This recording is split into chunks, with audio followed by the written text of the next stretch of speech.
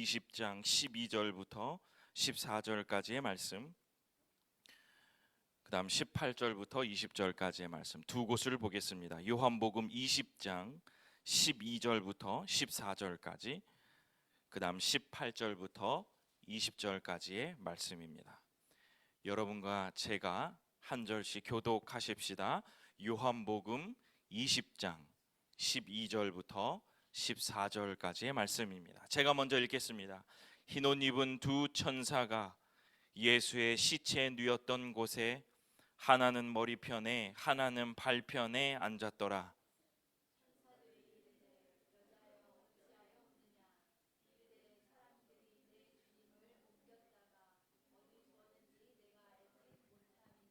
이 말을 하고 뒤로 돌이켜 예수께서 서 계신 것을 보았으나 예수이신 줄은 알지 못하더라. 18절 여러분도 읽습니다. 시작.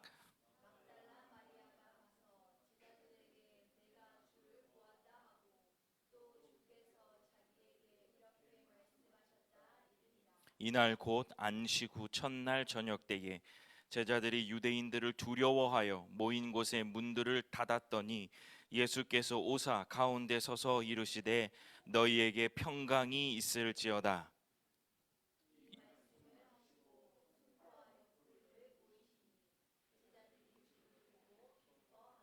아멘. 기도하겠습니다. 고마우신 아버지 하나님, 오늘도 하나님의 귀한 말씀을 듣겠습니다. 성령과 부활의 귀한 역사를 오늘도 말씀 속에 깨달으며 성령을 통하여 부활의 권능이 우리 안에 임하며 그 능력을 통하여 세상에 보내심을 받은 자들로 평강을 선포하는 우리 성도들 되게 하여 주옵소서. 감사드립니다. 예수님 이름으로 기도드립니다. 아멘. 오늘 두 개의 본문 요한복음 20장 12절 14절 18절 20절 본문을 가지고 2023년 2023 부활의 성령을 사모하라, 2023 부활의 성령을 사모하라 라는 제목으로 말씀을 전하겠습니다. 지난 목요일 밤에 뜨는 별 설교를 성도님들의 기도로 덕분에 설교를 잘 마치고 왔습니다. 잘 전하고 왔습니다. 감사하고, 들으신 분들도 있겠지만 저의 설교의 주제였던 것은 성령이 임하면 예수가 드러난다, 성령이 임할 때 보게 된다, 이러한 주제로 말씀을 전했습니다. 성령이 임할 때 생기는 변화를 저만의 언어로, 그리고 실제로 저에게 임하시는 그 역사를 말씀으로 전했다는 말씀입니다. 그러면서 그 말씀을 준비하면서 성령의 세대에게 말씀을 준비하면서 이 부활을 앞두고 있는 그 시점에 성령과 부활이 굉장히 상호 보완적이고 중요한 위치를 차지한다는 점을 발견하게 되어서, 또 그것과 함께 준비하면서 우리 성도들과 이 부활절을 맞이해서 성령과 이 부활의 역사, 이것을 말씀드리면서 은혜를 받고 싶습니다. 사실 부활은 우리 믿는 성도들에게 굉장히 중요한 역사적 사실이고 교리입니다. 그런데 가만 보면 이럴 수 있어요. 저는 거의 그럴 수 있다라고 생각이 드는데, 사람들이 이럴 수 있죠. 목사님이나 되니까 부활이 사실이라고 말하죠. 그리고 이것을 사실이라고 말해야, 혹은 그것을 믿으려고 노력해야 신앙인 것 같고 천국 갈 것 같은 부담감이 성도들에게 있다는 거예요. 아닌가요? 제가 지금 원로 목사님 또 그리고 목사님들 앞에서 이런 교리적인 얘기를 해서 무척 죄송합니다마는, 이 방송과 이 설교가 공공연히 다른 믿지 않는 사람들에게도 또 믿는 성도들에게도 나가니까 이해하고 한번 들어보시면 좋을 것 같아요. 절기가 되면 저는 항상 이런 생각을 하게 됩니다. 그 절교의 설교를 준비하면서 어떻게 하면 그 부활이, 그 고난주간이, 그 추수감사가, 그 성탄이 우리 성도들에게 그때 일어났던 성탄, 부활이 아니라 오늘 일어나는 부활로 말할 수 있을까? 이 고민을 많이 하거든요. 사실 이전에 예수님께서 첫 부활하셨던 그 역사적 사실이 오늘 2023년 오늘 이 4월 9일 드리는 이 예배에 임하지 않으면 이 부활은 우리와 전혀 상관이 없는 얘기거든요. 그래서 마음속으로 이렇게 특별히 이렇게 절기를 드릴 때, 절기의 예배를 드릴 때는 그 은혜가, 그때 일어났던 은혜가 오늘 이 시간 우리의 예배 가운데 일어나야 된다는 것을 염두하고 우리의 마음가짐을 굉장히 잘 준비해야 된다는 거예요. 안 그러면 자칫하면 우리 표어대로 말하면 리듬을 잃어요. 고난주간의 리듬을 잃으면 부활의 기쁨이 없습니다. 부활의 기쁨이 없으면 우리가 그 사이에 감사가 떨어지고, 감사가 떨어지면 예수 그리스도의 탄생을 준비할 수 없는 사람들이 되는 거예요. 그러니 우리가 오늘 2023년 이 4월 9일의 부활에 우리는 어떠한 은혜를 가져와야 될까? 어떠한 마음가짐으로 오늘 부활을 보내야 될까? 이 생각을 계속해야 된다는 거예요. 저도 마찬가지예요. 절기 설교의 원고는 항상 늦게까지 준비가 됩니다. 왜냐하면 그때의 그 즈음에, 이 즈음에 일어났던 부활의 기쁨을 우리 성도들과 나누어야 되는데, 적어도 우리 성도들 간에 이런 것들이 잘 이해가 되지 않는다면 목사인 저에게라도 하나님이 부활에 어떠한 의미를 주셨을까를 곰곰이 묵상하며 말씀을 전해야 그 이야기가 오늘 일어나는 부활의 이야기로 우리 성도들에게 전해질 수 있지 않을까. 그것이 바로 2023의 부활의 의미가 아닐까라는 그런 생각을 합니다. 우리는 부활을 지식으로는 굉장히 많이 알고 있어요. 그죠?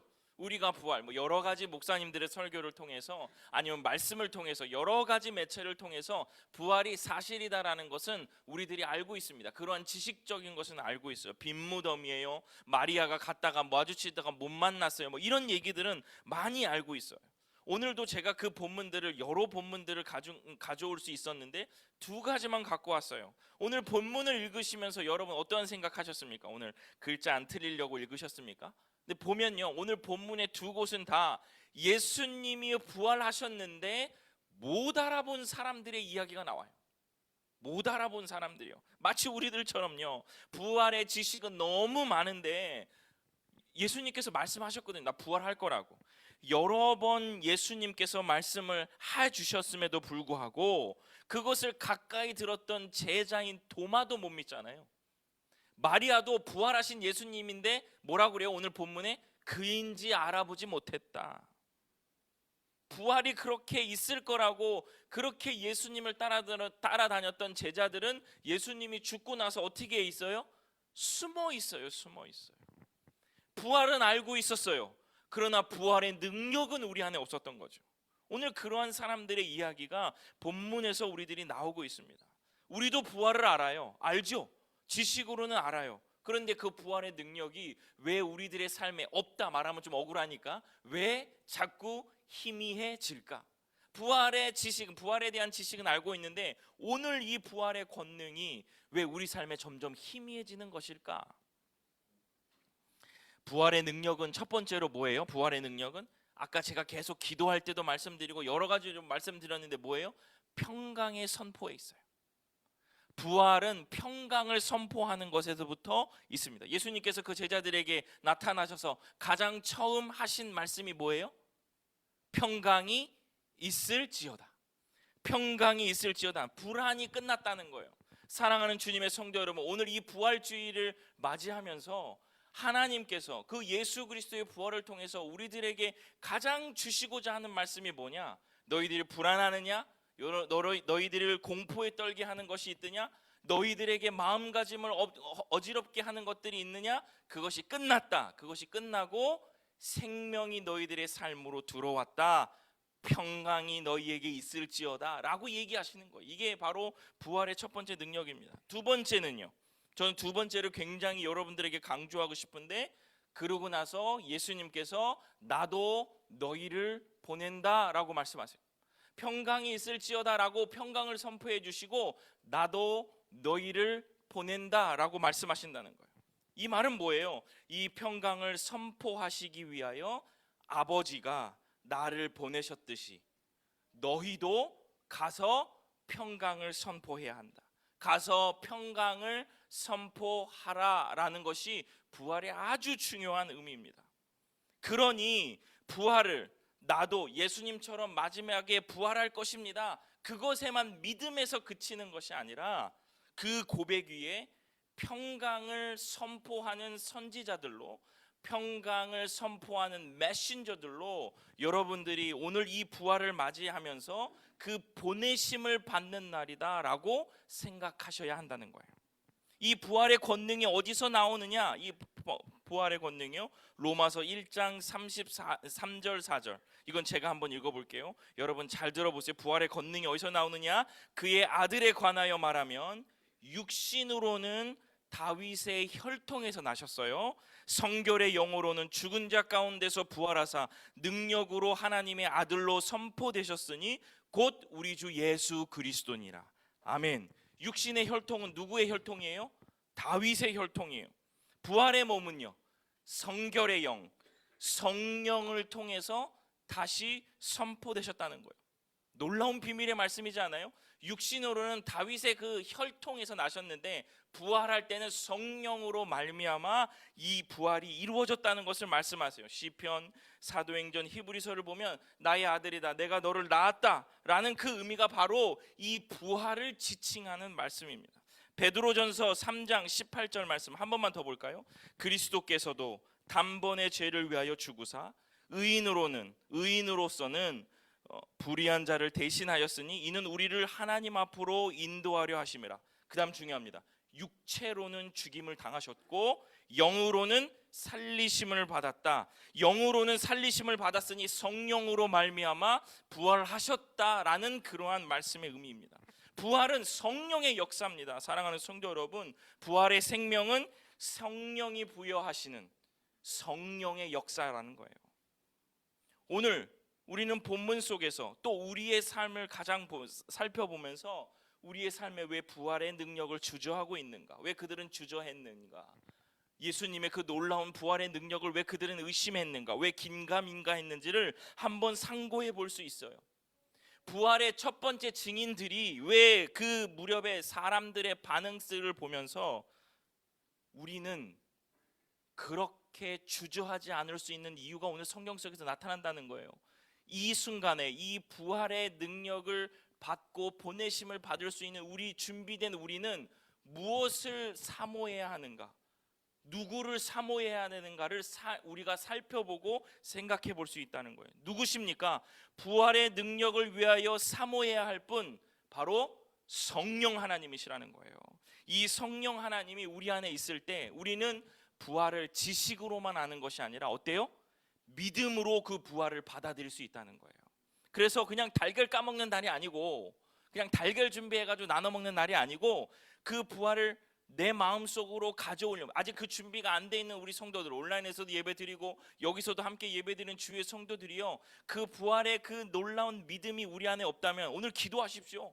성령 하나님께서 그 능력을 우리들에게 주신다는 거예요. 아버지 하나님, 성령 하나님, 우리 안에 이 부활의 새로운 영을 우리들에게 허락하시사 부활의 권능과 능력으로 이 세상을 호령하며 살게 하여 주옵소서.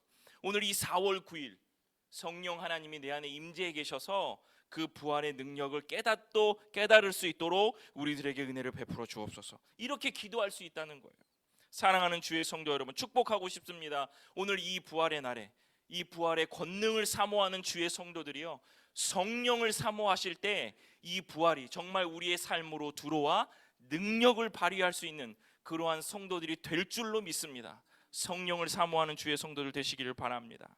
따라서 성령의 임재를 통해 그 긴가민가 했던 제자들은, 그것을 의심했던 사람들은 성령의 임재를 통하여 부활하신 주님을 다시 알게 되었고 믿게 되었고, 아는 것에만 그친 것이 아니라 믿게 되니까 이제 그들이 어떻게 돼요? 믿게 되니까 전하게 되는 거예요. 전하게요. 그제서야 제자들은 예수님을 증거하는 사람들이 되었다라는 겁니다. 부활을 아는 것에서부터 이제 부활을 믿는 것으로 나아가야 돼요. 오늘 이 부활주일, 오늘 말씀을 들으면 여러분 결단하십시오. 부활을 아는 것에 그치는 것이 아니라 부활을 믿음으로 고백할 수 있는 주의 성도들 되시기를 간절히 축원합니다. 그러기 위해서 우리는 성령을 사모해야 한다는 거예요. 성령이 역사하면, 제가 반별에서 얘기했어요. 성령이 역사하면 누가 드러나요? 예수님이 드러나요. 예수님이요. 성령이 임재하시는 곳에서는 반드시 예수님이 드러납니다. 여러분, 우리 기적 많이 얘기하죠. 기적, 그죠? 관련해서 제가 잠깐만 하나만 말씀드려 볼까요?